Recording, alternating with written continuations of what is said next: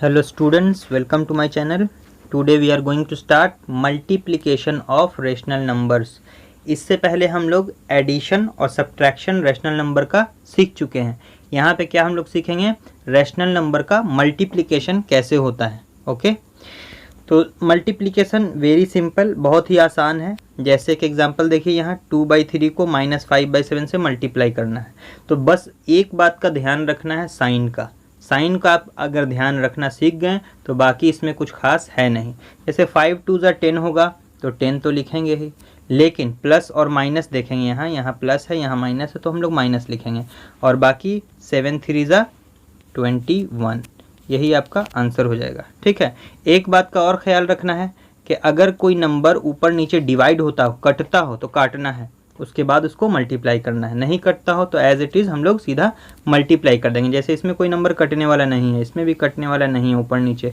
या तो ऊपर नीचे कट जाए ऐसे, या फिर इस तरह से कट जाए ऐसे, तो हम लोग काटेंगे। या फिर इस तरह से कट जाए तो हम लोग काटेंगे उसको, यानी डिवाइड देंगे किसी एक टेबल से। ठीक है, आगे चलते हैं, इसमें देखते हैं। ये है डिवाइड देने वाला, -3/7। ओके, ये मल्टीप्लाई हो रहा है 14/5 से। तो ये देखिए, 7 1 ज़ा 7, 7 2 ज़ा 14, कट गया। अब कोई नहीं कट रहा है तो इसको इससे मल्टीप्लाई कर देंगे, -6 और 5 1 ज़ा 5, -6/5 इज़ द आंसर। ओके, इस तरह से ये सारे एग्जांपल्स हैं। मेन हमको ये ध्यान देखना है प्रॉपर्टीज़। जैसे हम लोग एडिशन में प्रॉपर्टीज़ देखा था, सब्ट्रैक्शन में प्रॉपर्टीज़ देखा था, सेम वही सारा प्रॉपर्टीज़ यहाँ भी आएगा, लेकिन यहाँ मल्टीप्लिकेशन के रूल से देखना है। वहाँ हम लोग एडिशन और सब्ट्रैक्शन के रूल से देखा था, उसमें देखा था क्लोजर प्रॉपर्टी, उसमें देखा था कम्यूटेटिव लॉ, एसोसिएटिव लॉ, वो सारा चीज़ यहाँ भी देखेंगे। तो सबसे पहले हम लोग देख रहे हैं क्लोजर प्रॉपर्टी।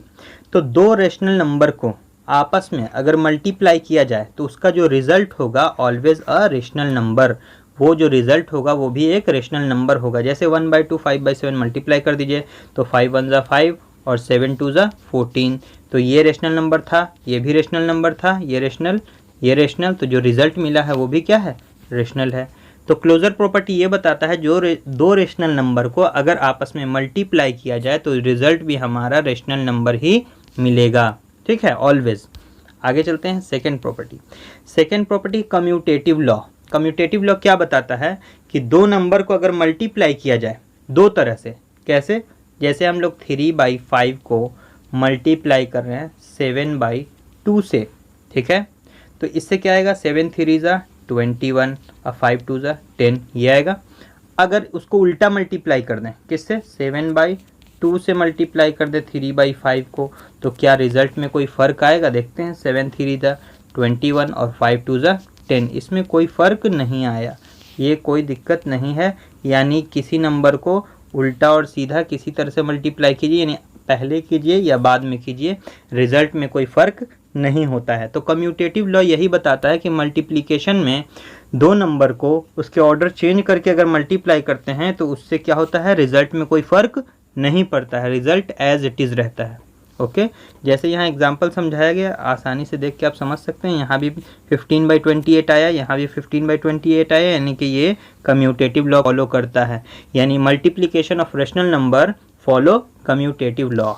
आगे चलते हैं, एसोसिएटिव लॉ। एसोसिएटिव लॉ को भी ये फॉलो करता है, क्या, मल्टीप्लिकेशन ऑफ रेशनल नंबर। एक छोटा सा एग्जांपल आपको हम दिखाते हैं।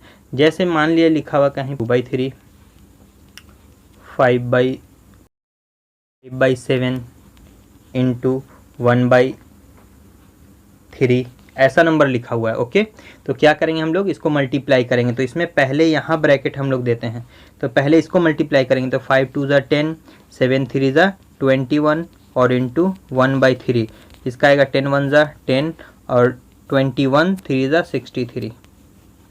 ठीक है, ये नंबर रिजल्ट आया। अब हम लोग क्या करते हैं, ब्रैकेट को बदल देते हैं, अपने जगह से उसको बदल देते हैं ब्रैकेट को, तब देखते हैं रिजल्ट क्या आता है।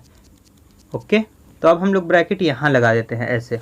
अब देखते हैं रिजल्ट क्या आता है, 2/3 इंटू ये 5 1 ज़ा 5, 7 3 ज़ा 21, फिर मल्टीप्लाई करते हैं अब, तो 5 2 ज़ा 10, 21 3 ज़ा 63।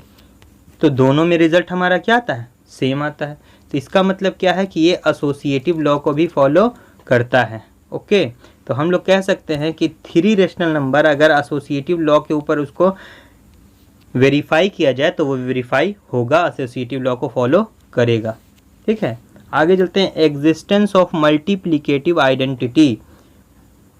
एग्जिस्टेंस ऑफ मल्टीप्लिकेटिव आइडेंटिटी मतलब क्या हुआ कि किसी भी रेशनल नंबर को अगर 1 से मल्टीप्लाई करेंगे तो नंबर इटसेल्फ रह जाता है, उसमें कोई चेंज नहीं आता है। जैसे मान लिया 2/3 है, इसको हम लोग 1 से मल्टीप्लाई कर दें, ठीक है, तो क्या मिलेगा? 2/3 ही मिलेगा। या 1 से किसी नंबर को यानी 2/3 को मल्टीप्लाई कर दें तो क्या मिलेगा? 2/3 ही मिलेगा। यानी 1 से मल्टीप्लाई करने पे कोई फ़र्क नहीं पड़ता है, नंबर इटसेल्फ रह जाता है। जैसे a/b को अगर मल्टीप्लाई किया गया 1 से, या 1 को a/b से मल्टीप्लाई किया है, रिजल्ट हमेशा a/b ही मिलेगा। ओके, आगे चलते हैं। और क्या पढ़ना है? देखिए, एग्जिस्टेंस ऑफ मल्टीप्लिकेटिव इनवर्स, इसको समझना है। मल्टीप्लिकेटिव इनवर्स क्या हुआ? जैसे 5/3 कहीं लिखा हुआ है, इसका बोलेगा आपको मल्टीप्लिकेटिव इनवर्स निकाले। तो मल्टीप्लिकेटिव इनवर्स का मतलब होता है इसी को नंबर को उलट दो, डिनोमिनेटर को ऊपर कर देते हैं और न्यूमरेटर को नीचे कर देते हैं। तो 5/3 का मल्टीप्लिकेटिव इनवर्स क्या कहलाएगा? 3/5। इसको बोलते हैं। अब दो नंबर का यानी एक नंबर और उसका मल्टीप्लिकेटिव इनवर्स जो होता है उसका प्रोडक्ट हमेशा 1 होता है। जैसे 2/3 को मल्टीप्लिकेटिव इनवर्स से मल्टीप्लाई कर देंगे यानी 3/2 से मल्टीप्लाई कर देंगे तो रिजल्ट हमारा क्या मिलेगा? 1। 2 1 ज़ा 2, 3 1 ज़ा 3, तो 1/1 1 रिजल्ट आएगा। ओके, ठीक है। आगे है distributive law of multiplication. Distributive law क्या कहता है? एग्जाम्पल से समझते हैं। जैसे 1/2 है और नीचे अंदर लिखा हुआ है 3/2 प्लस 4/5। तो डिस्ट्रीब्यूटिव लॉ ये बताता है कि कोई नंबर अगर ब्रैकेट में है, उसके बाहर जो नंबर है तो वो दोनों से मल्टीप्लाई होगा। पहले इससे मल्टीप्लाई होगा, नेक्स्ट बार इससे मल्टीप्लाई होगा। तो अगर इसको इससे मल्टीप्लाई करेंगे तो हो जाएगा 3/4। ठीक है, इन दोनों को मल्टीप्लाई किया 3/4। अब इसको और इसको मल्टीप्लाई करेंगे, क्या मिलेगा आपका? 4/10। तो ये आपका बता a/b में अगर देखें हम लोग तो देखिए यहाँ पे कोई नंबर है a/b और इसको मल्टीप्लाई करना है हमको c/d और प्लस e/f से मल्टीप्लाई करना है। तो पहले ये किससे मल्टीप्लाई होगा? इससे मल्टीप्लाई होगा। तो क्या लिखाएगा? ac/bd। ठीक है, ये मल्टीप्लाई हुआ, प्लस फिर ये नंबर किससे मल्टीप्लाई होगा? इससे, तो हो जाएगा ae/bf। ये आपका पूरा कंप्लीट होगा। तो डिस्ट्रीब्यूटिव लॉ ये बताता है कि एक नंबर अगर कोई नंबर के बाहर है और ब्रैकेट के अंदर उसको मल्टीप्लाई करना है तो बारी बारी से ये दोनों के साथ एक पेयर बनाएगा। देखिए यहाँ पेयर बना, फिर इसके साथ इसका पेयर बनेगा, यहाँ देखिए ये। ओके, तो ये क्या कहलाता है? Distributive law. आपको मेन लॉ याद इसलिए रखना है क्योंकि क्वेश्चन में ये पूछता है बताइए ये किस लॉ पर है।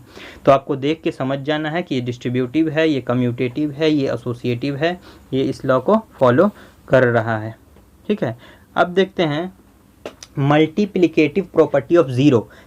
उसमें भी हम लोगों ने देखा था जिसमें एडिशन था, सब्ट्रैक्शन था, मल्टीप्लिकेशन हम लोग वहाँ पे ऐड करना था ज़ीरो से। तो ज़ीरो से ऐड करने पे नंबर इटसेल्फ रहता था, लेकिन यहाँ क्या है? मल्टीप्लाई करना है। तो अगर किसी भी नंबर को ज़ीरो से मल्टीप्लाई करेंगे, आप लोग को पता होगा कि ज़ीरो ही हो जाता है। या ज़ीरो से किसी नंबर को कीजिए या किसी नंबर को ज़ीरो से कीजिए, हमेशा क्या मिलेगा आपको? ज़ीरो ही मिलेगा और कोई नंबर नहीं। वो नंबर क्या हो जाता है? पूरी तरह से ख़त्म हो जाता है। किसी भी नंबर को हम लोग ज़ीरो से मल्टीप्लाई करेंगे तो क्या रिज़ल्ट आएगा? ज़ीरो। देखिए, ज़ीरो को मल्टीप्लाई किया गया 5/18 से तो रिज़ल्ट क्या मिलता है? ज़ीरो। तो ये है इसका प्रॉपर्टी। क्या? रेशनल नंबर को ज़ीरो से मल्टीप्लाई करेंगे तो ऑलवेज ज़ीरो मिलेगा। ओके, अब ये कुछ एग्जाम्पल्स दिए हुए हैं, ये सब आप आसानी से देख के समझ सकते हैं। ये सब इसको हम नहीं समझाएंगे। रेसिप्रोकल लिखना है, रेसिप्रोकल मतलब उल्टा, उलट दीजिए नंबर को, रेसिप्रोकल हो जाएगा। वेरीफाई करना है, ब्रैकेट के इस तरफ पहले काम होगा, बाद में इस तरफ काम होगा, दोनों का रिजल्ट बराबर आएगा तो वेरीफाई हो गया। LHS और RHS बोलते हैं। ठीक है, इस पूरे इधर वाले नंबर को क्या बोलेंगे? LHS, इस साइड के नंबर को, और इस साइड के नंबर को क्या बोलेंगे?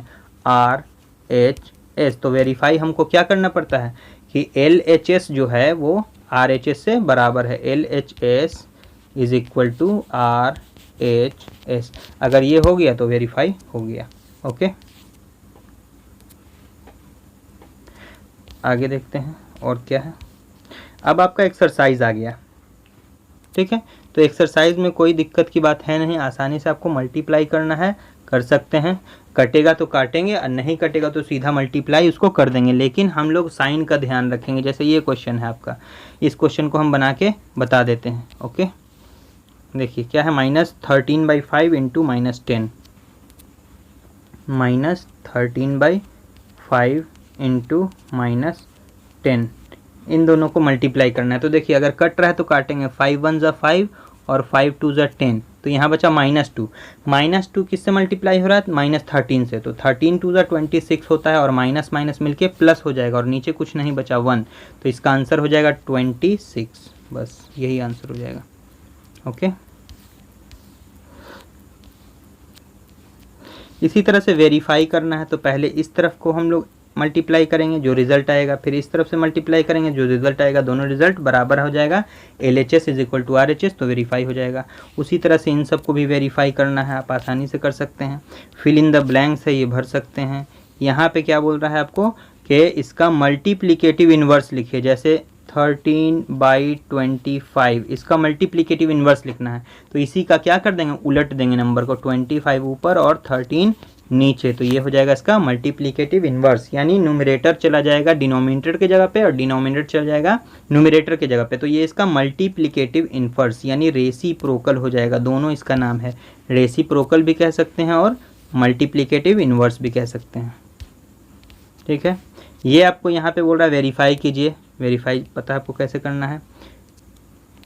फाइंड द वैल्यू ऑफ, देखिए जैसे है 5/8, इसका पावर दिया हुआ है -1, तो हम लोग क्या करेंगे, जब भी पावर माइनस हो तो उसको उल्टा कर दीजिए, 8/5, और पावर -1 से +1 हो गया तो +1 लिखने की ज़रूरत नहीं है, यही आपका आंसर हो जाएगा।